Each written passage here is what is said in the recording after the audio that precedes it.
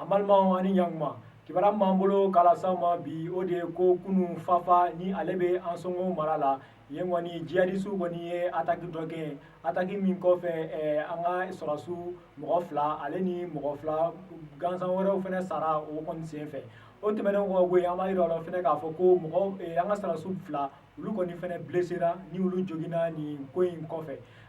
ni kibaruya minnu sera an ma olu y'a yira k'a fɔ fɛnɛ ko ni attaque kelen in na ko jihadistes n'olu de ye attaque in kɛ k'u taara ni an ka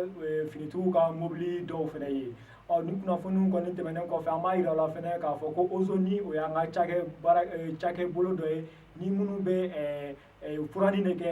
Bamakɔ kɔnɔna na olu kɔni ka cakɛlaw olu ka baarakɛlaw kɔni diminen don kosɛbɛ nin waati in na ko k'a d'a kan k'olu ka sara kɔni ko tɛ bɔli kɛ hakilina jiginna ni mɔgɔ kɔfɔlen ninnu ka sara kɔni o ye 9,600 de ye olu kɔni y'a yira k'a fɔ ko nin kɔni tɛ bɔli kɛ ko k'a d'a kan ko o t'olu ka magow ɲɛ olu ye kunnafonidilaw ma